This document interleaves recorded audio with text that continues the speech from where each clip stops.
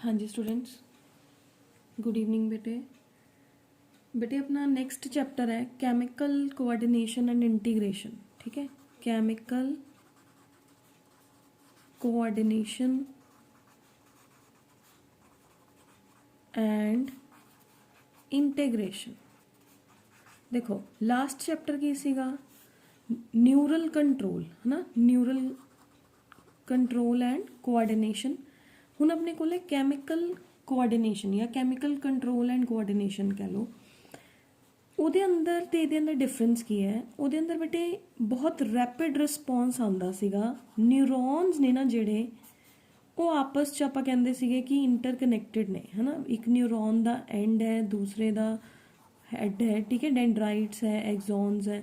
Immediately ਕੋਈ sensation ਆਪਣੇ hand ਨੇ ਫੀਲ ਕੀਤੀ, 1 ਸੈਕਿੰਡ ਤੋਂ ਵੀ ਪਹਿਲਾਂ ਆਪਣੀ ਬੋਡੀ ਉਹਦਾ ਰਿਵਰਟ ਬੈਕ ਕਰ ਦਿੰਦੀ ਹੈ, ਠੀਕ ਹੈ। ਤਾਂ that is the neural control. Chemical coordination ਵੀ ਕੰਟਰੋਲ ਤਾਂ ਬ੍ਰੇਨ ਹੀ ਕਰਦਾ ਹੈ ਨਾ। ਬ੍ਰੇਨ ਦੇ ਅੰਦਰ ਇੱਕ ਪਾਰਟ ਹੁੰਦਾ ਹਾਈਪੋਥੈਲੇਮਸ, ਇਹ ਖੁਦ ਵੀ ਹਾਰਮੋਨਸ ਰਿਲੀਜ਼ ਕਰਦਾ ਹੈ ਤੇ ਇਹ ਬੋਡੀ ਦੇ ਬਹੁਤ ਸਾਰੇ ਪਾਰਟਸ ਨੂੰ ਪੈਨਕ੍ਰੀਆ ਆਪਣੇ ਪਿਟਿਊਟਰੀ ਗਲੈਂਡ ਦੇ ਥਰੂ ਕੰਟਰੋਲ ਵੀ ਕਰਦਾ। ਮਤਲਬ ਇਹਦੇ ਅੰਦਰ 3 ਚੀਜ਼ਾਂ ਨੇ। ਹਾਈਪੋਥੈਲੇਮਸ ਕੁਝ ਕੈਮੀਕਲਸ ਰਿਲੀਜ਼ ਕਰਦਾ ਹੈ ਜੋ ਕਿ ਪਿਟਿਊਟਰੀ ਦੇ ਉੱਪਰ ਜਾ ਕੇ ਐਕਟ ਕਰਦੇ ਹੈ। ਦੈਨ ਪਿਟਿਊਟਰੀ ਕੁਝ ਕੈਮੀਕਲਸ ਰਿਲੀਜ਼ ਕਰਦਾ ਜੋ ਕਿ टारगेट ऑर्गन दे ऊपर जाके लगते हैं, ठीक है, टारगेट ऑर्गन। फिर टारगेट ऑर्गन कुछ केमिकल्स रिलीज करता है जो अपनी बॉडी के अंदर पर्टिकुलर पार्ट के ऊपर जाके लगणगे एंड पर्टिकुलर रिसैप्टर्स जिथे प्रेजेंट होणगे ਉਹਦੇ ਉੱਥੇ ਜਾਣਗੇ ਤੇ ਆਪਣਾ ਫੰਕਸ਼ਨ ਪਰਫਾਰਮ ਕਰਨਗੇ, ਠੀਕ ਹੈ। ਤਾਂ ਇੱਕ ਚੇਨ ਹੋਗੀ ਨਾ। ਹਾਈਪੋਥੈਲੇਮਸ ਨੇ ਸਿਗਨਲਾਈਜ਼ ਕੀਤਾ ਪਿਟਿਊਟਰੀ ਨੂੰ। ਜ਼ਰੂਰੀ ਨਹੀਂ ਹੁੰਦਾ ਕਿ ਹਰ ਇੱਕ ਦੇ ਅੰਦਰ ਹਾਈਪੋਥੈਲੇਮਸ ਹੀ ਸਿਗਨਲ ਕਰੂਗਾ, ਕੁਝ ਆਰਗਨਸ ਆਪਣੇ ਆਪ ਵੀ ਆਪਣਾ ਸਿਗਨਲ ਆਪਣੇ ਆਪ ਵੀ ਆਪਣਾ ਕੈਮੀਕਲ ਰਿਲੀਜ਼ ਕਰਦੇ ਹੈ, ਠੀਕ ਹੈ। ਤਾਂ ਹੁਣ ਬੇਟੇ ਤਾਂ ਆਪਣੇ ਕੋਲ ਇਸ ਚੈਪਟਰ ਨੂੰ ਆਪਾਂ ਕਹਿੰਦੇ ਆ ਐਂਡੋਕਰਾਈਨ ਸਿਸਟਮ, ਠੀਕ ਹੈ। ਜਿਹੜਾ ਇਹਦੀ ਸਟੱਡੀ ਨੂੰ ਕਹਿੰਦੇ ਆ the study which deals with the endocrine glands is called as endocrinology and the doctor who is specialist in endocrine is called as endocrinologist.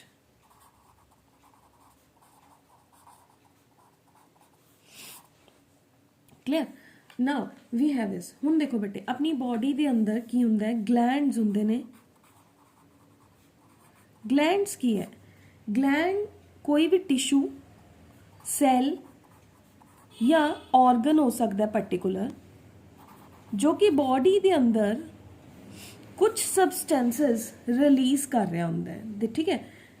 Gland could be a cell, tissue or organ that releases some chemicals inside the body, ठीक है, which are required for a particular function inside the body that is called as the gland, ठीक है।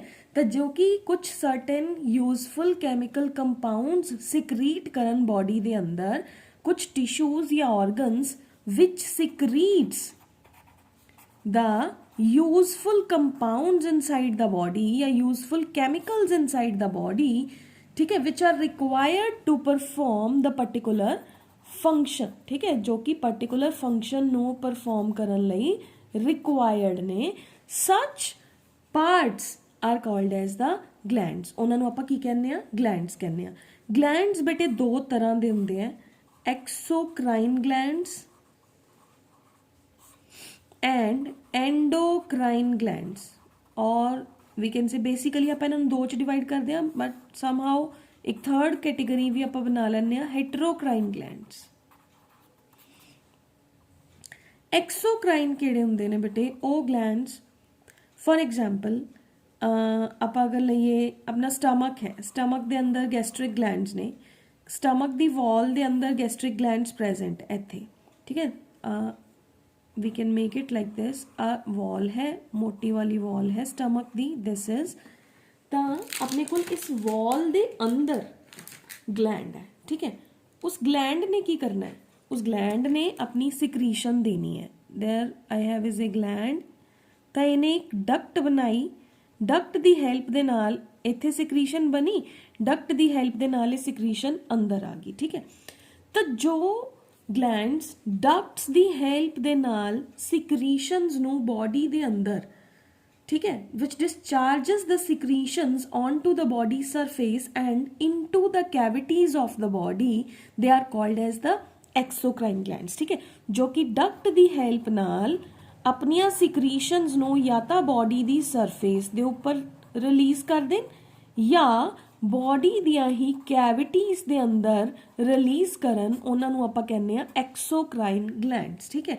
For example अपने को आगे we have is the gastric glands, मैं उन्हीं example दी salivary glands, ठीक है। तो इस तो इलावा अपने को ਜਿਹੜੇ अपने स्वेट ग्लैंड्स ਹੁੰਦੇ ਨੇ they are also the example of this, ठीक है। Subcutaneous glands they are the example of this. Second है बेटे अपने को एंडोक्राइन ग्लैंड्स, मतलब ਹੁਣ समझो ਹੁਣ ਆਪਣੇ ਕੋਲ ਕੀ ਹੈ, ਮੈਂ ਹੁਣੇ ਕਿਹਾ ਜਿਨ੍ਹਾਂ ਦੀ ਡਕਟ ਪ੍ਰੈਜ਼ੈਂਟ ਹੈ ਉਹ ਐਕਸੋਕ੍ਰਾਈਨ ਗਲੈਂਡ ਹੈ, ਕਲੀਅਰ। ਤਾਂ ਜਿਨ੍ਹਾਂ ਦੀ ਡਕਟ ਹੈ ਨਹੀਂ, for example we can take the example of some kind of the organ ਜੋ ਕਿ ਆਪਣਾ ਡਾਇਰੈਕਟ ਬਲੱਡ ਦੇ ਅੰਦਰ ਹੀ ਆਪਣੀ ਸਿਕਰੀਸ਼ਨ ਨੂੰ ਪੋਰ ਕਰ ਦੇਣ, ਉਹਨੂੰ ਆਪਾਂ ਕਹਿੰਦੇ ਆ ਐਂਡੋਕ੍ਰਾਈਨ ਗਲੈਂਡ, ਠੀਕ ਹੈ। ਔਰ ਵੀ ਕੈਨ ਸੇ ਇਹਦੀ ਐਗਜ਼ਾਮਪਲ ਆਪਾਂ ਅਗਰ ਲਈਏ ਤਾਂ ਆਪਣੇ ਕੋਲ ਬਹੁਤ ਸਾਰੇ ਗਲੈਂਡਸ ਹੈ, ਲਾਈਕ ਆਪਾਂ ਥਾਇਰੋਇਡ ਗਲੈਂਡ ਦੀ ਐਗਜ਼ਾਮਪਲ ਲੈ ਲੈਂਦੇ ਹਾਂ। ਐਂਡੋਕ੍ਰਾਈਨ glands, ਐਂਡੋਕ੍ਰਾਈਨ means suppose this is A gland, ਇਹ ਬਲੱਡ ਸਟਰੀਮ ਜਾ ਰਹੀ ਹੈ ਜਿਹਨੂੰ ਡਕਟ ਦੀ ਜ਼ਰੂਰਤ ਨਹੀਂ ਹੈਗੀ, ਠੀਕ ਹੈ। ਇਹਨੇ ਆਪਣੀ ਸਿਕਰੀਸ਼ਨ ਫਾਰਮ ਕੀਤੀ, ਇਹ ਡਾਇਰੈਕਟਲੀ ਬਲੱਡ ਸਟਰੀਮ ਦੇ ਅੰਦਰ ਚਲੀ ਗਈ, ਫਿਰ ਇਹ ਆਪਣੇ ਬਲੱਡ ਸਟਰੀਮ ਦੇ ਥਰੂ, ਦੇਖੋ ਬਲੱਡ ਸਟਰੀਮ ਦੇ ਥਰੂ ਜਿੱਥੇ ਜਿੱਥੇ ਇਹਦੇ ਟਾਰਗੇਟ ਆਰਗਨ ਹੈ, suppose this is a target organ, ਠੀਕ ਹੈ। ਅਗਰ ਇਹਦੇ ਕੋਲ ਰਿਸੈਪਟਰਸ ਨੇ ਤਾਂ ਇਹ ਰਿਸੈਪਟਰਸ ਇਹਨੂੰ ਰਿਸੀਵ ਕਰ ਲੈਣਗੇ। ਅਗਰ ਰਿਸੈਪਟਰ ਨਹੀਂ ਹੈ, ਮਤਲਬ ਇਹਨੇ ਇਸ ਆਰਗਨ ਦੇ ਉੱਪਰ ਐਕਟ ਨਹੀਂ ਕਰਨਾ, there would be no receptor, ਤਾਂ ਇਹ ਸਿਕਰੀਸ਼ਨ ਅੱਗੇ ਚਲੀ ਜਾਊਗੀ, ਠੀਕ ਹੈ। Where there would be the receptors, ਉੱਥੇ ਹੀ ਜਾ ਕੇ ਇਹ ਐਕਟ ਕਰਦੇ ਹੈ, ਠੀਕ ਹੈ। Third is the heterocrine glands. Heterocrine glands ਕਿਹੜੇ ਹੁੰਦੇ ਨੇ ਬੇਟੇ? ਹੈਟਰੋਕ੍ਰਾਈਨ ਗਲੈਂਡਸ ਮੀਨਸ ਜਿਹੜੇ ਕਿ ਐਜ਼ ਅ ਬੋਥ ਐਕਟ ਕਰਨ, exocrine as well as endocrine, ਠੀਕ ਹੈ। For example we have is gonads. Gonads ਕੀ ਹੁੰਦੇ ਨੇ? ਆਪਣੇ ਸੈਕਸ਼ੂਅਲ ਗਲੈਂਡਸ ਕਹਿ ਲਓ, ਗੋਨੇਟਸ। ਗੋਨੇਟਸ ਦੇ ਅੰਦਰ ਆਪਣੇ ਕੋਲ ਕੀ ਆ ਗਿਆ ਬੇਟੇ? ਦੇਖੋ ਜਿਵੇਂ ਕਿ ਵੀ ਹੈਵ ਇਜ਼ ਓਵਰੀ ਦੀ ਆਪਾਂ ਐਗਜ਼ਾਮਪਲ ਲਈਏ, ovary is present in the females, ਹੈ ਨਾ। ਓਵਰੀ ਓਵਾ ਵੀ ਬਣਾ ਰਹੀ ਹੈ, ਮਤਲਬ ਇਹ ਕੋਈ ਹੋਰ ਕੰਮ ਵੀ ਪਰਫਾਰਮ ਕਰ ਰਹੀ ਹੈ, ਪਲੱਸ ਇਹ ਕੀ ਕਰ ਰਹੀ ਹੈ, ਇਹ ਆਪਣੇ ਕੋਲ next it is making the hormones also, oestrogen ਹੈ ਜਿਹੜਾ, that is also made by this, ਠੀਕ ਹੈ। ਤਾਂ ਐਗਜ਼ੋਕ੍ਰਾਈਨ ਜਿਹੜਾ ਹੈ, ਯਾਨੀ ਕਿ ਇਹ ਆਪਣੀ ਸਿਕਰੀਸ਼ਨ ਨੂੰ ਉੱਥੇ ਵੀ ਪੋਰ ਕਰ ਸਕਦੇ ਹੈ ਔਰ ਬਾਈ ਦ ਵੇ ਆਫ ਏ ਡਕਟ, ਔਰ ਇਹਨੂੰ ਡਾਇਰੈਕਟਲੀ ਬਲੱਡ ਸਿਕਰੀਸ਼ਨ ਦੇ ਅੰਦਰ ਵੀ, ਬਲੱਡ ਦੇ ਅੰਦਰ ਵੀ ਆਪਣੀ ਸਿਕਰੀਸ਼ਨ ਨੂੰ ਦੇ ਸਕਦੇ ਆ, ਮਤਲਬ ਵਿਚ ਐਕਟ ਐਜ਼ ਬੋਥ ਐਗਜ਼ੋਕ੍ਰਾਈਨ ਐਜ਼ ਵੈਲ ਐਜ਼ ਐਂਡੋਕ੍ਰਾਈਨ। ਪੈਨਕ੍ਰੀਆਜ਼ ਹੈ, ਆਪਾਂ ਐਗਜ਼ਾਮਪਲ ਲਈਏ ਪੈਨਕ੍ਰੀਆਜ਼ ਦੀ, ਆਪਾਂ ਕਰ ਵੀ ਚੁੱਕੇ ਹਾਂ, ਹੈ ਨਾ। ਪੈਨਕ੍ਰੀਆਜ਼ ਕੀ ਕਹਿੰਦਾ ਸੀਗਾ ਕਿ ਮੈਂ ਸਟਮਕ ਦੇ ਨੀਚੇ ਪ੍ਰੈਜ਼ੈਂਟ ਹਾਂ, ਇਹ ਮੇਰੀ ਡਕਟ ਹੈ, ਜੇ ਤਾਂ ਮੈਨੇ ਆਪਣੇ ਐਨਜ਼ਾਈਮਸ ਜਿਹੜੇ ਪੈਨਕ੍ਰੀਆਟਿਕ ਜੂਸਿਸ ਨੇ ਉਹ ਰਿਲੀਜ਼ ਕਰਨੇ ਹੈ ਤਾਂ ਮੈਂ ਆਪਣੀ ਡਕਟ ਦੇ ਥਰੂ ਰਿਲੀਜ਼ ਕਰ ਰਿਹਾ। ਅਗਰ ਮੇਰਾ ਇਨਸੂਲਿਨ ਚਾਹੀਦਾ ਤਾਂ ਮੈਂ ਡਾਇਰੈਕਟਲੀ ਬਲੱਡ ਸਟਰੀਮ ਦੇ ਅੰਦਰ ਰਿਲੀਜ਼ ਕਰ ਰਿਹਾ, ਤਾਂ I am acting in the both ways, that so I am uh heterocrine gland, ਠੀਕ ਹੈ। ਓਕੇ, ਨਾਓ ਹੁਣ ਆਪਣਾ ਮੇਨ ਪਰਪਸ ਕੀ ਹੈ? ਆਪਾਂ ਨੂੰ ਪਤਾ ਹੋਣਾ ਚਾਹੀਦਾ ਹੈ ਕਿ ਹਾਰਮੋਨਸ ਕੀ ਨੇ, ਕਿਉਂਕਿ ਆਪਾਂ ਤਾਂ ਕੈਮੀਕਲਸ ਕਹਿ ਰਹੇ ਹਾਂ, ਹੈ ਨਾ। ਆਪਾਂ ਨਿਊਰਲ ਸਿਸਟਮ ਦੇ ਅੰਦਰ ਕਿਹਾ ਕਿ ਸਿਗਨਲ ਆਉਂਦਾ ਹੈ, ਸਿਗਨਲ ਜਾਂਦਾ ਹੈ ਨੈਕਸਟ ਦੇ ਅੰਦਰ, ਤਾਂ ਹਾਰਮੋਨਸ ਕੀ ਨੇ ਬੇਟੇ? ਇਹਦੇ ਅੰਦਰ ਤਾਂ ਹਾਰਮੋਨਸ ਰਿਲੀਜ਼ ਹੁੰਦੇ ਆ। ਆਪਾਂ ਨੂੰ ਵੀ should know the definition of ਦਾ ਹਾਰਮੋਨਸ। ਆਪਾਂ ਨੂੰ ਗਲੈਂਡਸ ਪਤਾ ਚੱਲ ਗਏ ਕੀ ਹੁੰਦੇ ਆ, ਆਪਾਂ ਨੂੰ ਇਹ ਪਤਾ ਚੱਲ ਗਿਆ ਐਂਡੋਕ੍ਰਾਈਨ ਸਿਸਟਮ ਕੀ ਹੁੰਦਾ, ਆਪਾਂ ਨੇ ਤਾਂ ਬੇਸਿਕਲੀ ਐਂਡੋਕ੍ਰਾਈਨ ਸਿਸਟਮ ਡਿਸਕਸ ਕਰਨਾ ਹੈ ਨਾ। ਤਾਂ ਹਾਰਮੋਨਸ ਕੀ ਹੈ ਬੇਟੇ? these are the informational molecules, or we can say these are the chemicals, informational molecules, ਜੋ ਕਿ ਆਪਣੇ ਕੋਲ ਕੀ ਹੈ, ਇੱਕ ਜਗ੍ਹਾ ਤੋਂ ਰਿਲੀਜ਼ ਹੁੰਦਾ ਹੈ। these are the informational molecules released by a endocrine gland. Gland could be a cell, gland could be a tissue, gland could be a organ. ਇੱਕ ਜਗ੍ਹਾ ਤੋਂ ਰਿਲੀਜ਼ ਹੋਏ, ਉਸ ਤੋਂ ਬਾਅਦ carried into the blood stream, hormones release ਹੋਏ। hormones ਕੀ ਹੈ? these are informational non-nutritive chemicals, ठीक है, which are required by the body in a very very small concentration और एक्सट्रीमली स्मॉल कॉन्सनट्रेशन। ठीक है, तो ब्लड के अंदर गए, ब्लड के अंदर जाके वो अपनी बॉडी के अंदर जाके की करते हैं, टारगेट ऑर्गन ते जाणगे, टारगेट ऑर्गन ते जाके अपना जो भी उन्हों का फंक्शन है वो फंक्शन परफॉर्म करनगे। ठीक है, तो इन्हों का एक जो एक्शन है वो स्लो है, इस करके they are differentiated from the neural system. Neural system के अंदर एक्शन की सीगा, रैपिड एक्शन सीगा, इन्हों का एक्शन की है, स्लो एक्शन है। ठीक है, तो हार्मोन्स की हो गए बेटे, these are the informational molecules secreted by the endocrine cells in one part of the body। ठीक है, they are carried into the blood and then they are received by the receptors। ठीक है, and then they regulate many of the biological processes inside the body। ठीक है, body ਦੇ ਅੰਦਰ ਬਹੁਤ ਸਾਰੀਆਂ chemical processes ਨੂੰ regulate ਕਰਦੇ। फर्स्ट टाइम ਜਿਹੜਾ टर्म हार्मोन है वो यूज़ किया सीगा बेटे, they are discovered by we can say the scientist William M Bayliss and Ernest H Starling. ठीक है, I am writing here. Then अपने को दो साइंटिस्ट ने बेटे, one is the William M Bayliss, this is the one name, and the next is Ernest H Starling. ठीक है, इन्होंने हार्मोन वर्ड है जिहड़ा, इन्होंने फर्स्ट टाइम हार्मोन्स डिस्कवर किए सीगे इन 1905, जिन्हों का लिटरली मीनिंग है टू स्टिमुलेट और inhibit the particular working of an organ. जिमें कि फॉर एग्जाम्पल बॉडी के अंदर दो तरह के हार्मोन्स रिलीज होंगे, एक तो होंगे स्टिमुलेटिंग हार्मोन। ठीक है, स्टिमुलेटिंग हार्मोन। ठीक है, सेकेंड होंगे इनहिबिटिंग हार्मोन। स्टिमुलेटिंग का मतलब की है, वो हार्मोन जो हाइपोथैलेमस ने सिग्नल दिता पिट्यूटरी नू, पिट्यूटरी ने ऑर्गन नू, ऑर्गन ने कैमिकल या हार्मोन रिलीज किया। ठीक है, ऑर्गन ने हार्मोन रिलीज करता, हुण इहदा अमाउंट, इन्हें अपना फंक्शन परफॉर्म किया, इहदा अमाउंट बॉडी के अंदर इनक्रीज हो गया। तो जो फर्स्ट आया सीगा इंडिकेशन लैके कि इनू रिलीज कराना है, that is called as stimulating. ठीक है, जो रिलीज कराने च हेल्प करे। जदों उहदा फंक्शन जदों उहदा अमाउंट बॉडी के अंदर इनक्रीजड है, ठीक है, तो बॉडी के अंदर इनहिबिटिंग हार्मोन्स आते हैं, इत्थों ही वापस आते हैं इनहिबिटिंग हार्मोन्स। वो की करते हैं, इस पर्टिकुलर ऑर्गन नू कहणगे stop the release of this body के अंदर, नहीं तो यदि एक्सैस हो जाऊगी। ठीक है, तो अपने को की आ गया stimulating hormones and inhibitory hormones. Clear. Now हुण अपने को है बेटे कि हार्मोन्स ने ना जिहड़े ये अपने टारगेट ऑर्गनस तो जिथे भी इन्होंने एक्ट करना है उत्थे रिसैप्टर मॉलिक्यूल्स प्रेजेंट होंदे ने, ये अपना मैसेज लेके जाते हैं तो वो अपना फंक्शन परफॉर्म करते हैं। हुण इन्हां दा कैमिकल नेचर की है बेटे, chemical nature is so easy. देखो जो भी हार्मोन जिहड़े सबसटेंस का बनिया होया है उन्होंने उहदा ही कैमिकल नेचर कह देंगे हैं। अगर वो अमाइनो एसिड्स का बनिया होया तो आप अमीनो एसिड डेरीवेटिव कह देंगे हैं। ठीक है, सैकेंड अगर वो पेप्टाइड्स का बनिया होया है तो आप पेप्टाइड हार्मोन कह देंगे हैं। अगर वो प्रोटीन्स का बनिया होया है तो आप प्रोटीन हार्मोन कह देंगे हैं। ठीक है, protein based hormones. And next we have is the steroid. अगर कोई फैट्स का बनिया होया है तो आप उन्होंने स्टीरॉयड्स कह देंगे हैं। ठीक है, तो दीज आर द हार्मोन्स। हुण आपां करांगे बेटे हार्मोन्स दे जनरल फीचर्स ने जिहड़े, what are the general features of the hormone. ठीक है, जनरल करैक्टर्स जिन्हों तुसीं कहने हो, they are the general characters of the hormones.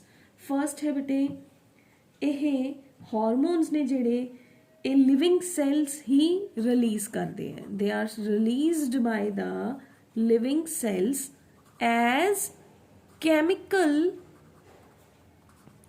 messengers।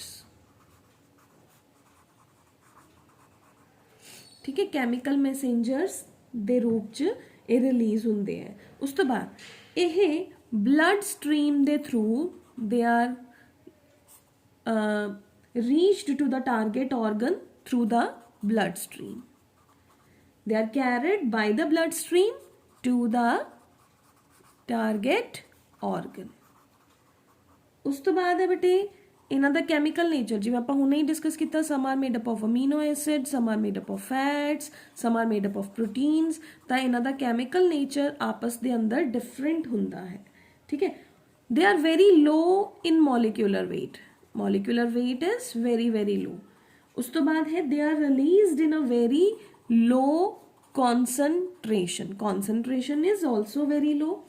ਉਸ ਤੋਂ ਬਾਅਦ ਹੈ ਜਿੱਥੇ ਇਹ ਰਿਲੀਜ਼ ਹੋਏ ਨੇ, ਜਿੱਥੋਂ ਇਹ ਬਣੇ ਹੈ, from where they are formed they have to act very far away, ਠੀਕ ਹੈ। ਕਈ ਵਾਰੀ ਉਹਨਾਂ ਨੇ ਬਹੁਤ ਜ਼ਿਆਦਾ far away ਜਿਹੜਾ ਹੈ they act far away from the site of their production। ਉਸ ਤੋਂ ਬਾਅਦ ਹੈ ਬੇਟੇ ਇਹਨਾਂ ਦੇ ਦੋ ਰੂਲ ਹੁੰਦੇ ਨੇ ਬੇਟੇ ਇਹਨਾਂ ਦੇ ਕੋਲ, ਮੈਂ ਹੁਣੇ ਹੀ ਕਿਹਾ ਜਿਵੇਂ ਰਿਲੀਜ਼ਿੰਗ ਤੇ ਇਨਹਿਬਿਟਰੀ ਦੋਨੋਂ ਫੰਕਸ਼ਨਸ ਹੁੰਦੇ। ਕਦੋਂ ਇਹਨਾਂ ਨੇ ਬਣਨਾ ਹੈ, ਕਦੋਂ ਇਹਨਾਂ ਨੇ ਬੋਡੀ ਦੇ ਅੰਦਰ ਇਨਹਿਬਿਟ ਹੋਣਾ, ਦੇ ਆਰ ਰੈਗੂਲੇਟਡ ਇਨ ਸੱਚ ਏ ਵੇ। ਉਸ ਤੋਂ ਬਾਅਦ ਹੈ ਬੇਟੇ ਇਹ ਬਹੁਤ ਹੀ ਸਲੋ ਇਨ ਐਕਸ਼ਨ ਹੁੰਦੇ ਹੈ, ਇਹ ਇੱਕਦਮ ਆਪਣਾ ਜਿਹੜਾ ਸਪੀਡ ਅਪ ਨਹੀਂ ਕਰਦੇ ਹੈਗੇ ਰਿਐਕਸ਼ਨ ਨੂੰ। ਦੈਟ ਇਜ਼ ਵਾਈ ਦੇਖੋ ਹੁਣ ਆਪਣੇ ਕੋਲ 3 ਡਿਫਰੈਂਸਿਸ ਆਣਗੇ। ਡਿਫਰੈਂਸਿਸ ਬਿਟਵੀਨ ਹਾਰਮੋਨਸ ਐਂਡ ਐਨਜ਼ਾਈਮਸ, ਮੈਂ ਇੱਥੇ ਹੀ ਦੱਸ ਦਿੰਨੀ ਹਾਂ, ਬਾਕੀ they are given in your notes, ਤੁਸੀਂ ਰੀਡ ਵੀ ਕਰਨਾ ਹੈ। ਹਾਰਮੋਨਸ ਐਂਡ ਐਨਜ਼ਾਈਮ, ਦੇਖੋ ਐਨਜ਼ਾਈਮਸ ਆਪਾਂ ਪਹਿਲੇ ਪਿੱਛੇ ਬਾਇਓਮੋਲੀਕਿਊਲਸ ਚ ਪੜ੍ਹ ਕੇ ਆਏ ਹਾਂ। ਐਨਜ਼ਾਈਮਸ ਆਰ ਵਾਟ, ਦੇ ਆਰ ਬਾਇਓਕੈਟਾਲਿਸਟਸ, ਠੀਕ ਹੈ।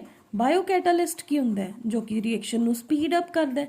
अगर एंजाइम नहीं होगा तो जो रिएक्शन 5 आवर्स ਦੇ ਅੰਦਰ ਹੋਣੀ ਹੈ that could take 25 hours to complete inside the body, clear।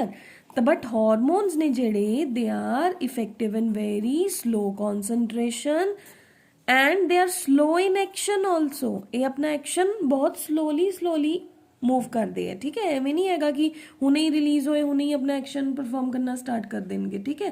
तो दे आर वेरी लो। उस तो इलावा एनजाइम्स दा molecular weight is also high, क्योंकि इतना ऑलवेज आप कहने enzymes are made up of proteins and proteins are high molecular weight compound. But hormones के केस च तो आपने कई सारे कंपाउंड्स किया, आपने क्या हुणे कि they could be amino made up of amino acids, they could be made up of fats, they could be made up of proteins, ठीक है।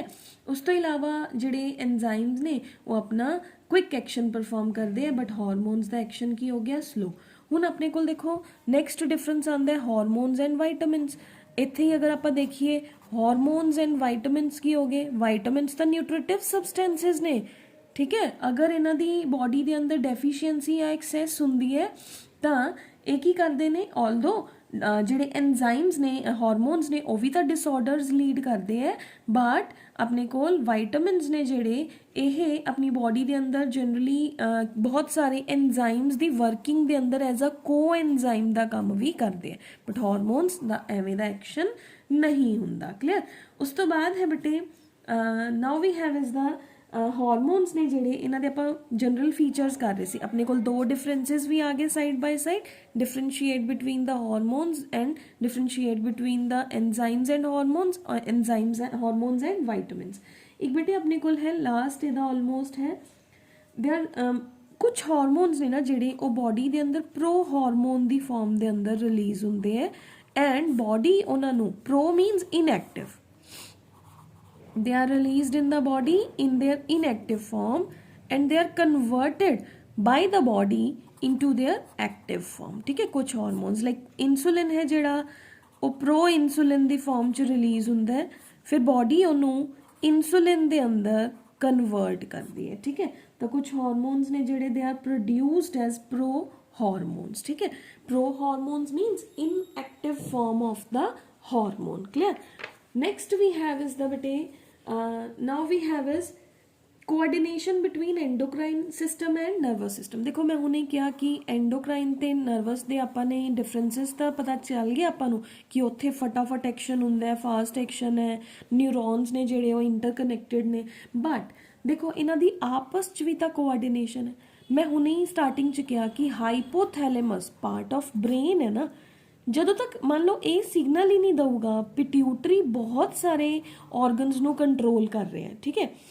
ਫਿਰ ਪਿਟਿਊਟਰੀ ਨੈਕਸਟ ਆਰਗਨ ਨੂੰ ਸਿਗਨਲਾਈਜ਼ ਨਹੀਂ ਕਰੂਗਾ ਤਾਂ ਆਪਣੀ ਬੋਡੀ ਦੇ ਅੰਦਰ ਜੋ ਹਾਰਮੋਨ ਰਿਲੀਜ਼ ਹੋਣਾ ਸੀ ਉਹ ਰਿਲੀਜ਼ ਨਹੀਂ ਹੋਊਗਾ, ਤਾਂ ਉਹ ਆਪਣਾ ਫੰਕਸ਼ਨ ਵੀ ਤਾਂ ਕਿਵੇਂ ਪਰਫਾਰਮ ਕਰੂਗਾ। So that is why brain and endocrine system, they are connected with each other. ठीक है, that the doctor who deals with the branch of the biology such as neuroendocrinology, ठीक है, neuroendocrinology, ठीक है, इकट्ठा ब्रेन प्लस हार्मोन्स ਦੇ ਨਾਲ ਜਿਨ੍ਹਾਂ ਦਾ ਐਕਸ਼ਨ ਹੋਏ। क्लियर, ਤਾਂ ਹਾਰਮੋਨਸ ਨੇ ਜਿਹੜੇ ਉਹ ਬਹੁਤ ਸਾਰੇ ਹਾਰਮੋਨਸ, ਮੈਂ ਤੁਹਾਨੂੰ ਉਹਨੇ ਕਿਹਾ ਹਾਈਪੋਥੈਲੇਮਸ ਸਟਿਮੂਲੇਟ ਕਰਦਾ ਐਂਟੀਰੀਅਰ ਲੋਬ ਆਫ ਪਿਟਿਊਟਰੀ ਨੂੰ, ਤਾਂ ਹਾਰਮੋਨਸ ਨੇ ਜਿਹੜੇ ਉਹ ਰਿਲੀਜ਼ ਹੁੰਦੇ ਨੇ। ਇਸ ਕਰਕੇ ਬੇਟੇ ਨਰਵਸ ਸਿਸਟਮ ਤੇ ਐਂਡੋਕ੍ਰਾਈਨ ਸਿਸਟਮ ਕਿਤੇ ਨਾ ਕਿਤੇ ਕੀ always they are related with each other. ਠੀਕ ਹੈ, ਹੁਣ ਹੈ ਬੇਟੇ human endocrine glands. Human endocrine glands ਕਿਹੜੇ ਹੋ ਗਏ ਬੇਟੇ, ਆਪਾਂ ਹੁਣੇ ਹੀ ਸ਼ੁਰੂ ਤੋਂ ਡਿਸਕਸ ਕਰ ਰਹੇ ਹਾਂ। ਐਂਡੋਕ੍ਰਾਈਨ ਗਲੈਂਡਸ ਕੀ ਨੇ, those glands which are influenced by the secretions of the pituitary gland mostly. ਠੀਕ ਹੈ, ਹੁਣ ਆਪਣੇ ਕੋਲ ਕੀ ਹੁੰਦਾ ਬੇਟੇ, ਸਭ ਤੋਂ ਪਹਿਲੇ ਐਂਡੋਕ੍ਰਾਈਨ ਸਿਸਟਮ ਦੇ ਅੰਦਰ ਇੱਕ ਇੰਟਰੈਕਸ਼ਨ ਹੁੰਦੀ ਹੈ। ਸਭ ਤੋਂ ਪਹਿਲੇ ਹੁੰਦਾ ਹੈ ਪ੍ਰਾਇਮਰੀ ਟਾਰਗੇਟ, ਜਿਹੜਾ ਹਾਈਪੋਥੈਲੇਮਸ ਹੈ ਉਹਨੇ ਕੈਮੀਕਲ ਰਿਲੀਜ਼ ਕੀਤਾ, ਉਹਨੇ ਐਕਟ ਕੀਤਾ ਪਿਟਿਊਟਰੀ ਤੇ, ਤਾਂ ਪਿਟਿਊਟਰੀ ਇਜ਼ ਪ੍ਰਾਇਮਰੀ ਟਾਰਗੇਟ। ਪਿਟਿਊਟਰੀ ਨੇ ਐਕਟ ਕੀਤਾ ऑर्गन ਦੇ ਉੱਪਰ ਜਾਂ ਗਲੈਂਡ ਦੇ ਉੱਪਰ, gland is secondary target. Clear, gland ਚੋਂ ਕੈਮੀਕਲ ਰਿਲੀਜ਼ ਹੋਏ, ਬਲੱਡ ਸਟਰੀਮ ਚ ਗਏ, ਰਿਸੈਪਟਰਸ ਤੱਕ ਪਹੁੰਚੇ, ਤਾਂ ਜਿੱਥੇ ਉਹਨੇ ਜਾ ਕੇ ਐਕਟ ਕੀਤਾ ਦੈਟ ਇਜ਼ ਦਾ ਟਰਸ਼ਰੀ ਔਰ ਫਾਈਨਲ ਟਾਰਗੇਟ ऑर्गन, ਜਿਹਨੇ ਆਪਣੀ ਬੋਡੀ ਦੇ ਅੰਦਰ ਕੋਈ ਫੰਕਸ਼ਨ ਪਰਫਾਰਮ ਕਰਨਾ ਹੈ। ਠੀਕ ਹੈ, ਹੁਣ ਦੇਖੋ ਬੇਟੇ ਹੈਟਰੋਕ੍ਰਾਈਨ ਗਲੈਂਡ ਆਪਾਂ ਨੇ ਡਿਸਕਸ ਕੀਤਾ। ਹੈਟਰੋਕ੍ਰਾਈਨ ਮਤਲਬ ਜੋ ਕਿ ਐਕਸੋਕ੍ਰਾਈਨ ਐਜ਼ ਵੈਲ ਐਜ਼ ਐਂਡੋਕ੍ਰਾਈਨ ਦੀ ਤਰ੍ਹਾਂ ਐਕਟ ਕਰਦੇ ਸੀਗੇ। ਹੁਣ ਦੇਖੋ ਇੱਥੇ ਇੱਕ ਨਵਾਂ ਆਪਣੇ ਕੋਲ, ਆਪਾਂ ਅਗਰ ਐਂਡੋਕ੍ਰਾਈਨ ਗਲੈਂਡਸ ਨੂੰ ਡਿਫਾਈਨ ਕਰੀਏ ਤਾਂ ਆਪਣੇ ਕੋਲ ਦੋ ਤਰ੍ਹਾਂ ਦੇ ਗਲੈਂਡਸ ਨੇ, pure endocrine glands and partial endocrine glands. Pure ਕਿਹੜੇ ਹੁੰਦੇ ਨੇ, ਜਿਹੜੇ ਹਮੇਸ਼ਾ always they are in condition ਕਿ they will release the hormones and hormones only. ਠੀਕ ਹੈ, ਜਿਹੜੇ ਸਿਰਫ ਤੇ ਸਿਰਫ ਹਾਰਮੋਨਸ ਹੀ ਰਿਲੀਜ਼ ਕਰਨਗੇ।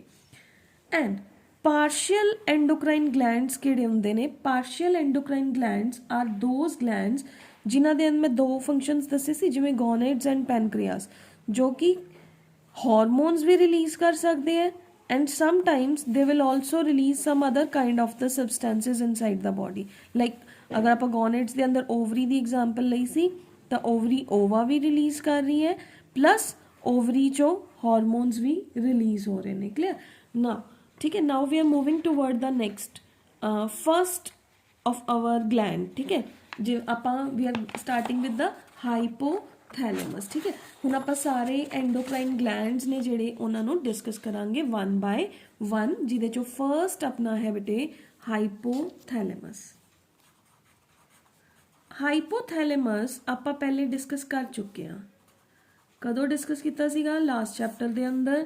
ਆਪਾਂ ਨੇ ਕਿਹਾ ਸੀਗਾ ਡਾਇਨਸਿਫਲੋਨ ਹੈ ਜਿਹੜਾ, ਉਹਦੇ ਅੰਦਰ ਕੁਝ ਐਵੇਂ ਦੀ ਸਟਰਕਚਰ ਆਪਾਂ ਨੇ ਡਿਸਕਸ ਕਰੀ ਸੀਗੀ। ਠੀਕ ਹੈ, ਡਾਇਨਸਿਫਲੋਨ ਤਿੰਨ ਚੀਜ਼ਾਂ ਨਾਲ ਮਿਲ ਕੇ ਬਣਦਾ, ਪੀਨੀਅਲ ਗਲੈਂਡ, ਠੀਕ ਹੈ, ਫਿਰ ਆਪਣੇ ਕੋਲ ਸੀਗਾ ਥੈਲੇਮਸ, ਇਸ ਜਗ੍ਹਾ ਤੇ ਆਪਾਂ ਨੇ ਕਿਹਾ ਸੀਗਾ, ਫਿਰ ਇੱਥੇ ਮੈਂ ਕਿਹਾ ਸੀਗਾ this is hypothalamus, this one is ਹਾਈਪੋਥੈਲੇਮਸ।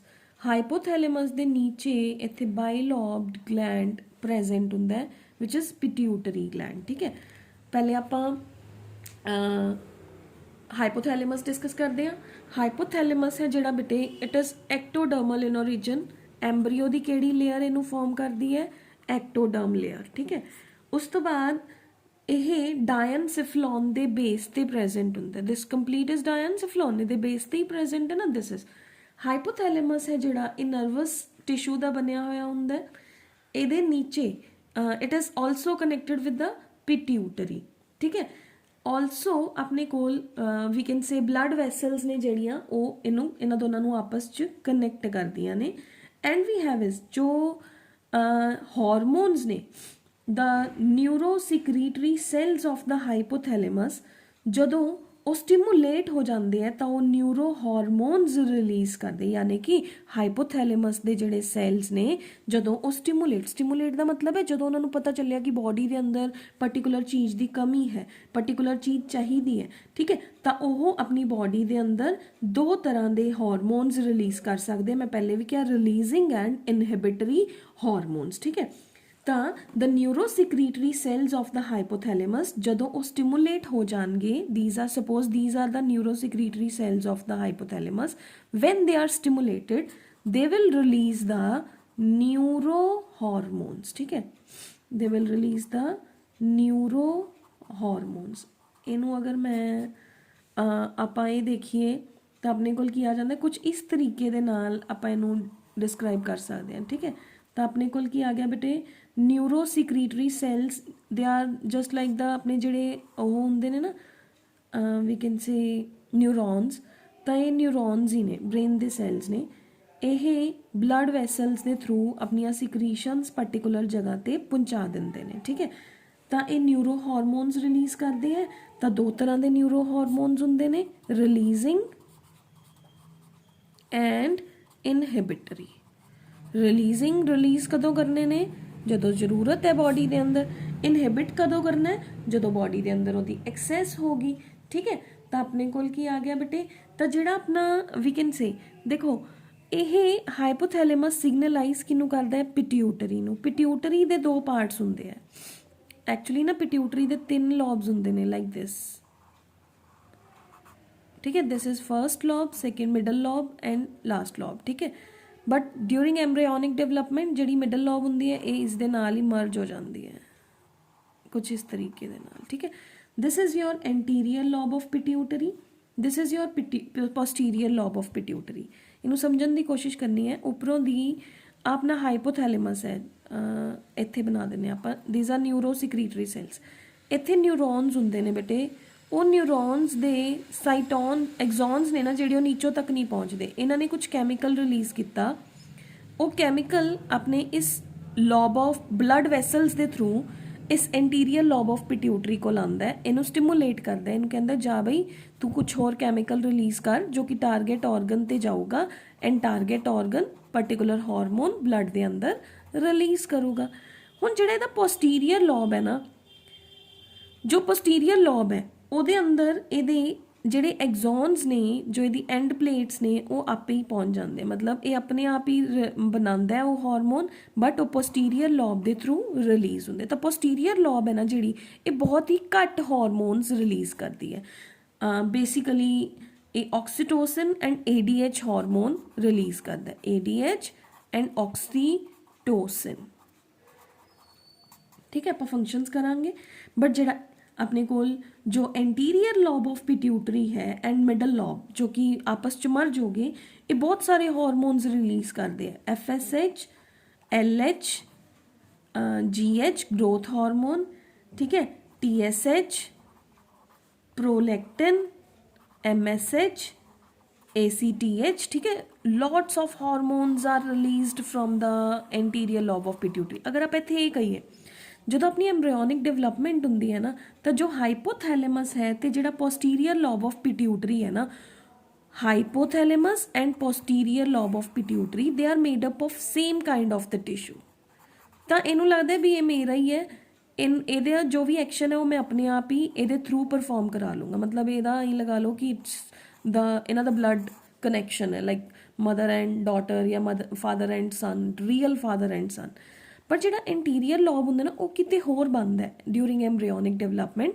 ਫਿਰ ਜਿੱਥੇ ਉਹ ਬਣ ਰਿਹਾ ਹੁੰਦਾ ਹੈ ਉੱਥੋਂ ਦੀ ਉਹ ਡਿਟੈਚ ਹੋ ਕੇ ਇੱਥੇ ਆ ਕੇ ਅਟੈਚ ਹੋ ਜਾਂਦਾ, ਤਾਂ ਇਹਨੂੰ ਇਹ ਆਪਣਾ ਨਹੀਂ ਲੱਗਦਾ, ਇਸ ਕਰਕੇ ਇਹਦੇ ਉੱਪਰ ਜ਼ਿਆਦਾ ਰੋਬ ਜਮਾਉਂਦਾ। ਠੀਕ ਹੈ, ਤਾਂ ਇਹਨੂੰ ਕਹਿੰਦਾ, ਨਾਲੇ ਤਾਂ ਪੂਰੀ ਇਹਨੇ ਆਪਣੇ ਨਿਊਰੋਨਸ ਦੇ ਸਾਈਟੋਨਸ ਨਹੀਂ ਕਨੈਕਟ ਕੀਤੇ ਨਾ ਇਹਦੇ ਅੰਦਰ, ਇਹਦੇ ਅੰਦਰ ਤਾਂ ਕੀਤੇ ਹੋਏ, ਇਹਦੇ ਅੰਦਰ ਨਹੀਂ ਕੀਤੇ ਹੋਏ। ਠੀਕ ਹੈ, ਇਹਦੇ ਅੰਦਰ ਕਨੈਕਸ਼ਨ ਨਹੀਂ ਹੈਗਾ, ਤਾਂ ਇਹਨੂੰ ਸਿਰਫ ਇਹ ਕੈਮੀਕਲ ਦਿੰਦਾ, ਉਹ ਕੈਮੀਕਲ ਦੇ ਥਰੂ ਵੀ ਇਹਦਾ ਰੋਬ ਚੱਲਦਾ, ਬਟ ਇੱਧਰ ਇਹ ਆਪਣਾ ਸਾਰਾ ਕਨੈਕਸ਼ਨ ਬਿਲਡਅਪ ਕਰਦਾ ਹੈ। ਠੀਕ ਹੈ, ਤਾਂ ਹੁਣ ਬੇਟੇ ਆਪਣੇ ਕੋਲ ਕੀ ਆ ਗਿਆ, ਜੋ ਆਪਣਾ ਹਾਈਪੋਥੈਲੇਮਸ ਹੈ ਇਹ ਕੀ ਕਰਦਾ, ਇਹਦੇ ਅੰਦਰ ਨਿਊਰੋਸਿਕਰੀਟਰੀ ਸੈਲਸ ਪ੍ਰੈਜ਼ੈਂਟ ਹੁੰਦੇ ਨੇ।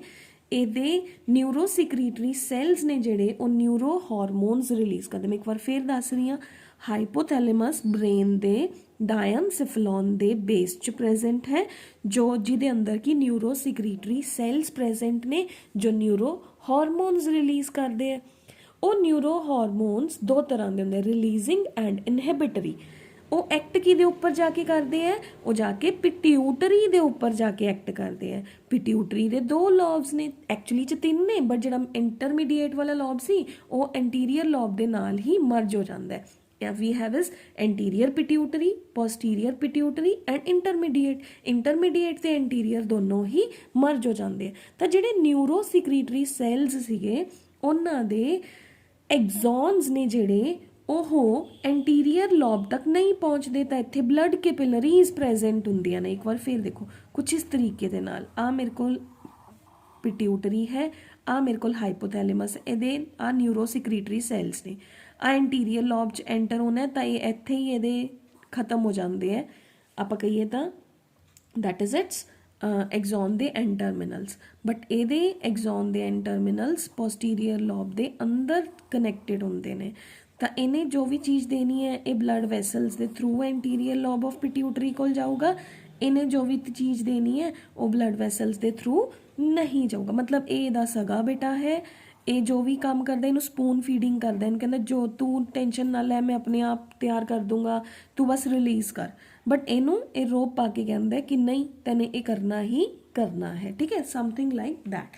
ਹੁਣ ਆਪਣੇ ਕੋਲ ਆ ਜਾਓ ਬੇਟੇ, ਜਿਹੜਾ ਹਾਈਪੋਥੈਲੇਮਸ ਹੈ ਉਹਦੇ 'ਚੋਂ ਮੈਂ ਤੁਹਾਨੂੰ ਹੁਣੇ ਹੀ ਕਿਹਾ ਕਿ ਆਪਣੇ ਕੋਲ ਜਿਹੜਾ ਆਪਣਾ 2 ਤਰ੍ਹਾਂ ਦੇ ਲੋਬ ਹੋ ਗਏ ਨਾ, anterior and posterior lobe of we have is sorry ਉਹ ਤਾਂ ਪਿਟਿਊਟਰੀ 'ਚ ਸੀਗਾ, ਹਾਈਪੋਥੈਲੇਮਸ ਦੇ ਅੰਦਰ ਨਿਊਰੋ ਸਿਕਰੀਟਰੀ ਸੈਲਸ ਪ੍ਰੈਜ਼ੈਂਟ ਨੇ। ਤਾਂ ਉਹ ਕਿਹੜੇ ਹਾਰਮੋਨਸ ਨੂੰ ਕੰਟਰੋਲ ਕਰਦੇ ਆ? ਤਾਂ ਫਸਟ ਆਫ ਆਲ ਆਪਣੇ ਕੋਲ ਹਰ ਇੱਕ ਦੇ 2 ਤਰ੍ਹਾਂ ਦੇ ਆਲਮੋਸਟ ਹੋਣਗੇ ਹਾਰਮੋਨ, ਜਿਹਨੂੰ ਇਹ ਆਪਾਂ ਇਹਨੂੰ ਕਲੈਕਟਿਵਲੀ ਕਹਿੰਦੇ ਆ ਹਾਈਪੋਥੈਲੇਮਸ ਪਿਟਿਊਟਰੀ ਸਿਸਟਮ। ਕਿ ਹਾਈਪੋਥੈਲੇਮਸ ਹੈ ਜਿਹੜਾ ਉਹ 2 ਤਰ੍ਹਾਂ ਦੇ ਹਾਰਮੋਨਸ ਬਣਾਉਂਦਾ ਹੈ, ਰਿਲੀਜ਼ਿੰਗ ਐਂਡ ਇਨਹਿਬਿਟਰੀ, ਠੀਕ ਹੈ। ਤਾਂ ਹਰ ਹਾਰਮੋਨ ਦੇ ਆਲਮੋਸਟ 2 ਕੈਟੇਗਰੀਜ਼ ਹੋਣਗੇ। ਥਾਇਰੋਟ੍ਰੋਪਿਨ ਰਿਲੀਜ਼ਿੰਗ ਹਾਰਮੋਨ ਜੋ ਕਿ ਪਿਟਿਊਟਰੀ ਦੇ ਉੱਪਰ ਜਾ ਕੇ ਐਕਟ ਕਰੂਗਾ, ਜਿਹਨੂੰ ਆਪਾਂ TRH ਕਹਿੰਦੇ ਹਾਂ, 1 TRH thyrotropin releasing hormone which will act upon the anterior lobe of pituitary, ਠੀਕ ਹੈ। ਐਂਡ ਪਿਟਿਊਟਰੀ ਹੈ ਜਿਹੜਾ ਇੰਟਰਨ ਉਹ ਹਾਰਮੋਨ ਫਿਰ ਰਿਲੀਜ਼ ਕਰਦਾ TSH, ਕਲੀਅਰ। ਫਿਰ TSH ਜਾ ਕੇ ਐਕਟ ਕਰਦਾ ਥਾਇਰੋਇਡ ਗਲੈਂਡ ਦੇ ਉੱਪਰ, ਠੀਕ ਹੈ। ਫਿਰ ਉਹ ਥਾਇਰੋਇਡ ਗਲੈਂਡ 3 ਹਾਰਮੋਨਸ ਰਿਲੀਜ਼ ਕਰਦਾ। ਆਪਾਂ 1 by 1 ਕਰਾਂਗੇ, ਹਜੇ ਫਿਲਹਾਲ ਇੰਨਾ ਯਾਦ ਕਰੋ ਕਿ ਇਹ ਥਾਇਰੋਟ੍ਰੋਪਿਨ ਰਿਲੀਜ਼ਿੰਗ ਹਾਰਮੋਨ ਰਿਲੀਜ਼ ਕਰਦਾ ਹੈ, ਠੀਕ ਹੈ। ਫਿਰ ਉਸ ਤੋਂ ਬਾਅਦ ਆ ਜੋ ACTH is adrenocorticotropin releasing hormone, that is ARH adrenocorticotropin releasing hormone जो कि anterior lobe of pituitary ਤੇ ਐਕਟ ਕਰਦਾ ਹੈ ਤੇ adrenocorticotropin ਨਾਮ ਦਾ ਹਾਰਮੋਨ ਰਿਲੀਜ਼ ਹੁੰਦਾ ਹੈ। ਫਿਰ ਹੈ ਬੇਟੇ FSH-RH follicle stimulating hormone releasing hormone, ਇਹ ਵੀ ਹਾਈਪੋਥੈਲੇਮਸ ਨੇ ਰਿਲੀਜ਼ ਕੀਤਾ and anterior lobe of pituitary ਦੇ ਉੱਪਰ ਜਾ ਕੇ ਐਕਟ ਹੋਇਆ। ਫਿਰ LHRH luteinizing hormone releasing hormone जो कि again anterior lobe of pituitary ने रिलीज़ किया एंड पर्टिकुलर पार्ट के ऊपर जाके रिएक्ट करता है। फिर उस तो बाद है GHRH growth hormone releasing hormone जो कि बॉडी की ग्रोथ च हेल्प करता है, जो कि एंटीरियर लॉब ऑफ पिट्यूटरी तो रिलीज़ होंदा है। फिर है बेटे अपने को growth hormone inhibiting hormone GHIH, जे ग्रोथ ज़्यादा होगी तो भी तो प्रॉब्लम हो जाती है ना, जे घट होगी तो भी प्रॉब्लम हो जाती है। Next we have is prolactin PRH prolactin releasing hormone, ठीक है, again which will act upon the mammary, पहला पिट्यूटरी के उपर फिर मैमरी ग्लैंड के उपर, ठीक है। फिर मैमरी ग्लैंड्स मिल्क प्रोड्यूस करते हैं ये नाल। PIH प्रोलैक्टिन इनहिबिटरी हार्मोन, देखो सारी उम्र थोड़ी ना मिल्क रिलीज होंदा रहिंदा मदर दी बॉडी चो, वो इनहिबिट भी तो हुंदा है। फिर है बेटे melanocyte releasing hormone MSH-RH, I am writing is the short form MSH-RH, ठीक है, जो कि मेलानिन हार्मोन्स नु मेलानिन पिगमेंट नु स्टिमुलेट करते हैं एंड MSH-IH इनहिबिटरी हार्मोन, ठीक है। तो ये जेड़ा हाइपोथैलेमस है it is connected to the pituitary, तो एक सिस्टम क्रिएट करते हैं हाइपोथैलेमिक पिट्यूटरी सिस्टम, क्लियर है बेटे, ओके।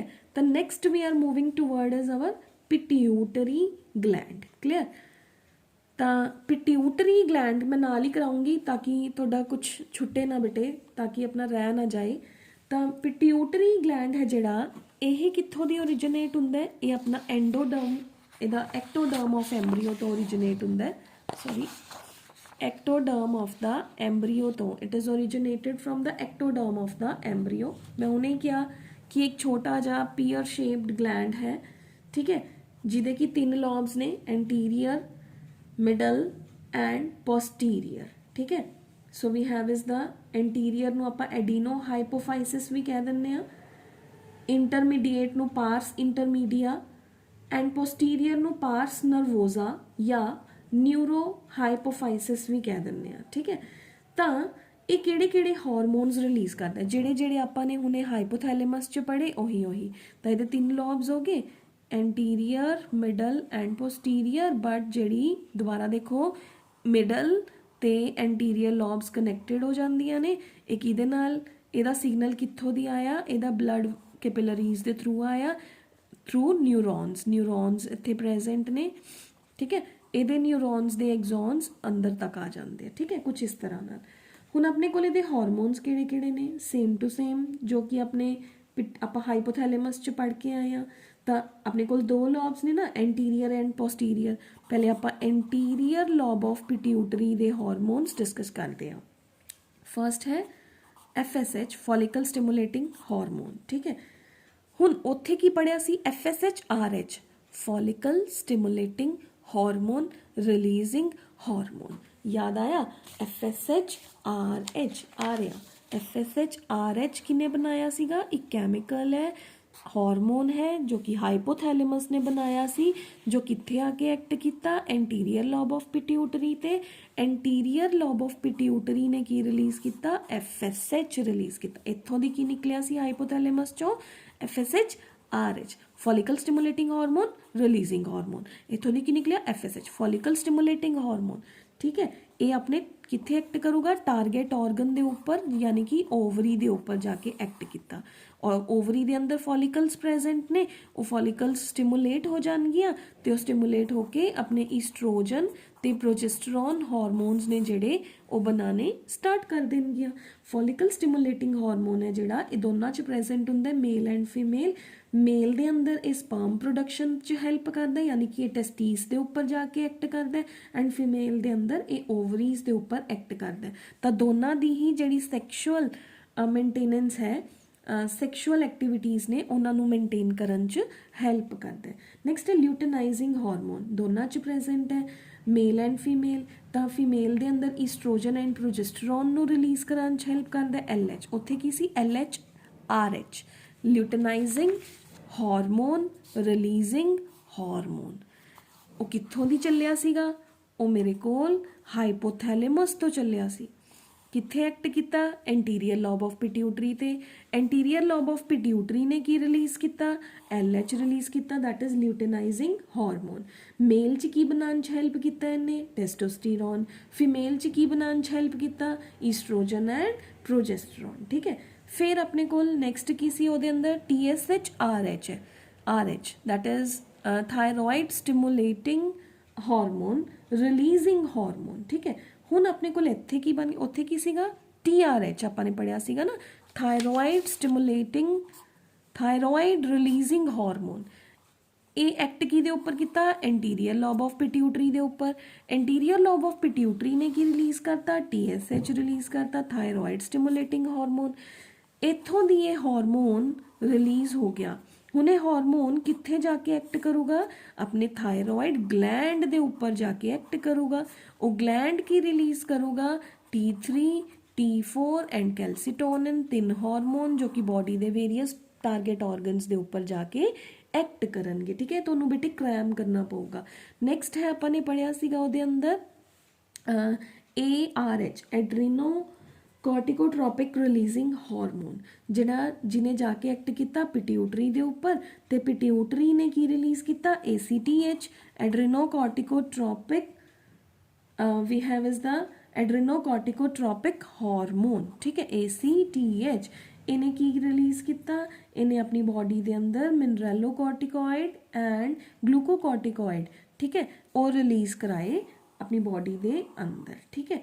उस तो बाद they stimulates the adrenal cortex to grow, ठीक है। एड्रेनल कॉर्टेक्स दे ऊपर जाके यह एक्ट करते हैं ताकि उन्हों की ग्रोथ होए। फिर उस तो बाद है बेटे ग्रोथ हार्मोन, उतों दी की रिलीज़ होया सीगा growth hormone releasing hormone and growth hormone inhibiting hormone, जिन्नी ग्रोथ चाहिए है ਉਹਦੇ ਅਕੋਰਡਿੰਗ ਰਿਲੀजिंग एंड इनहिबिटिंग। ਪਹਿਲਾਂ ਤਾਂ ਜਦੋਂ ਆਪਾਂ ਛੋਟੇ ਹੁੰਦੇ ਆ ਤਾਂ ਰਿਲੀजिंग ਹੀ ਰਿਲੀਜ਼ ਹੁੰਦੇ ਆ ਨਾ ਇੱਕ ਛੋਟੇ ਬੇਬੀ ਦੇ ਅੰਦਰ, ਤਾਂ ਉਹਨਾਂ ਨੂੰ ਆਪਾਂ ਸੋਮੈਟੋਟ੍ਰੋਪਿਨ ਵੀ ਕਹਿੰਦੇ ਆ। They are also called as growth hormones GH or they are called as the somatotropin, ठीक है, ट्रोफिन। ਇਹ ਕੀ ਕਰਦੇ ਨੇ ਬੇਟੇ, ਇਹ ਬੋਡੀ ਦੇ ਅੰਦਰ ਗਰੋਥ ਨੂੰ ਅਨੇਬਲ ਕਰਾਉਂਦੇ ਆ, ਗਰੋਥ ਨੂੰ ਹੋਣ 'ਚ ਹੈਲਪ ਕਰਦੇ ਆ, ਯਾਨੀ ਕਿ ਇਮੋਬਿਲਾਈਜ਼ ਕਰਦੇ ਆ ਫੈਟਸ, ਕਾਰਬੋਹਾਈਡਰੇਟਸ, ਪ੍ਰੋਟੀਨਸ ਨੂੰ ਸਾਰੀ ਬੋਡੀ ਦੇ ਪਾਰਟਸ ਤੱਕ ਇਕੁਅਲੀ ਪਹੁੰਚਾਉਣਾ ਤਾਂ ਕਿ ਇੱਕ ਬੱਚੇ ਦੀ ਬੋਡੀ ਦੀ ਪ੍ਰੋਪਰ ਗਰੋਥ ਹੋਏ। ਦੇਖੋ ਐਵੇਂ ਤਾਂ ਨਹੀਂ ਨਾ ਹੁੰਦਾ ਕਿ ਆਪਣਾ ਸਟਮਕ ਬੜਾ ਹੋ ਗਿਆ ਬਟ ਮੇਰੀ ਪੈਨਕ੍ਰੀਆਸ ਜਿੱਡੀ ਮੈਂ ਮੇਰੀ ਬਚਪਨ 'ਚ ਆਈ ਸੀ ਓਡੀ ਹੀ ਹੈ, ਨਹੀਂ। ਇਹ ਹਾਰਮੋਨਸ ਇਕੁਅਲ ਡਿਸਟਰੀਬਿਊਸ਼ਨ ਆਫ ਸਬਸਟੈਂਸਿਸ ਦੇ ਅੰਦਰ ਆਪਣੀ ਬੋਡੀ ਦੀ हेल्प करते हैं।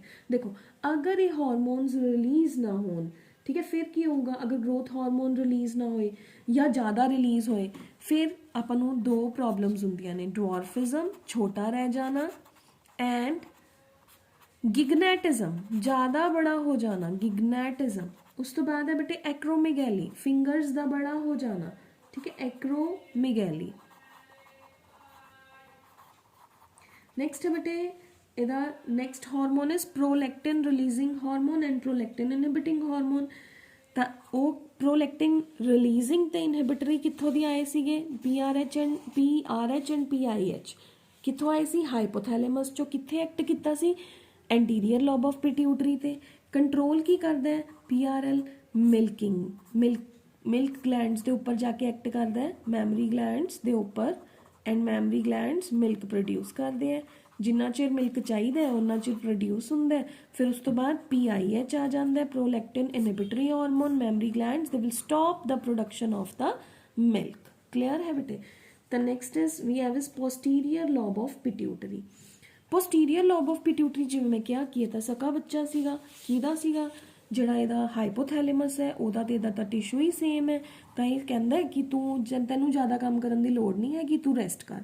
ਇਹ ਜ਼ਿਆਦਾਤਰ ਰੈਸਟਿੰਗ ਤੇ ਹੀ ਰਹਿੰਦਾ ਹੈ। ਇਹੀ ਦੋ ਹਾਰਮੋਨਸ ਰਿਲੀਜ਼ ਕਰਦਾ, ਮੈਂ ਪਹਿਲੇ ਵੀ ਦੱਸਿਆ ਸੀਗਾ, ਆਕਸੀਟੋਸਿਨ ਐਂਡ ADH।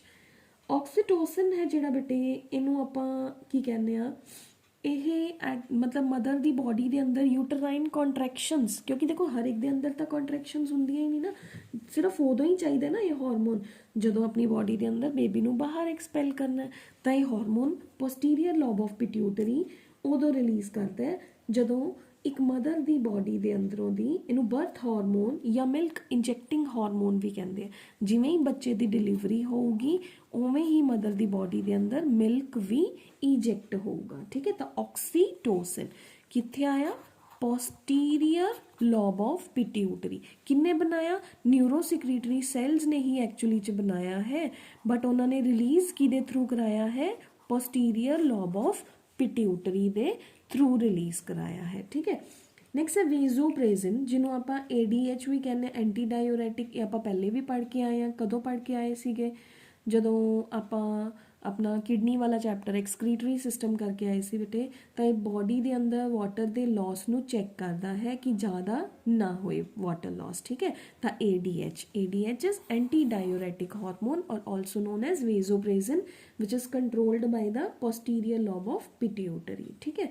ਤਾਂ ਇਸ ਕਰਕੇ ਬੇਟੇ ਪਿਟਿਊਟਰੀ ਗਲੈਂਡ ਹੈ ਜਿਹੜਾ, ਇਹ ਕਿੰਨੀਆਂ ਸਾਰੀਆਂ ਸਿਕਰੀਸ਼ਨਸ ਨੂੰ ਬੋਡੀ ਦੇ ਅੰਦਰ ਕੰਟਰੋਲ ਕਰ ਰਿਹਾ। ਚਾਹੇ ਇਹਦੀਆਂ ਛੋਟਾ ਜਿਹਾ ਹੀ ਗਲੈਂਡ ਹੈ, ਐਂਟੀਰੀਅਰ ਲੋਬ ਵੀ ਵਰਕਿੰਗ 'ਚ ਹੈ, ਪੋਸਟੀਰੀਅਰ ਵੀ, ਚਾਹੇ ਘੱਟ ਵਰਕ ਕਰ ਰਹੀ ਹੈ but it is still working. So pituitary gland is also known as, ਸਭ ਤੋਂ ਜ਼ਿਆਦਾ ਹਾਰਮੋਨਸ ਦੀਆਂ secretions it helping the body, that is also called as the master endocrine gland of the body, ठीक है। तो ये अपनी बॉडी ਦੇ बहुत सारे हार्मोन्स ਨੂੰ कंट्रोल करता है। क्लियर। ਤਾਂ ਨੈਕਸਟ ਬੇਟੇ ਆਪਾਂ pineal and thyroid and remaining glands ਨੇ ਜਿਹੜੇ ਉਹ ਨੈਕਸਟ ਕਲਾਸ 'ਚ ਡਿਸਕਸ ਕਰਦੇ ਹਾਂ, ਠੀਕ ਹੈ। I think so it's sufficient, ਠੀਕ ਹੈ। ਕਿਸੇ ਦਾ ਬੇਟੇ ਕੋਈ ਆਈ ਥਿੰਕ ਸੋ ਵੈਸੇ ਡਾਊਟਸ ਆਉਣਗੇ ਨਹੀਂ, when you will read it's very easy. ਥੋੜਾ ਜਿਹਾ ਕ੍ਰੈਮਿੰਗ ਹੈ, ਕ੍ਰੈਮਿੰਗ ਜ਼ਿਆਦਾ ਹੈ, ਸਮਝਾਉਣ ਵਾਲਾ ਪਾਰਟ ਆਈ ਥਿੰਕ ਸੋ ਘੱਟ ਹੈ। ਤਾਂ ਤੁਸੀਂ ਇਹਨੂੰ ਕ੍ਰੈਮ ਕਰ ਲਓ, ਜੋ ਵੀ problem I you can ask me.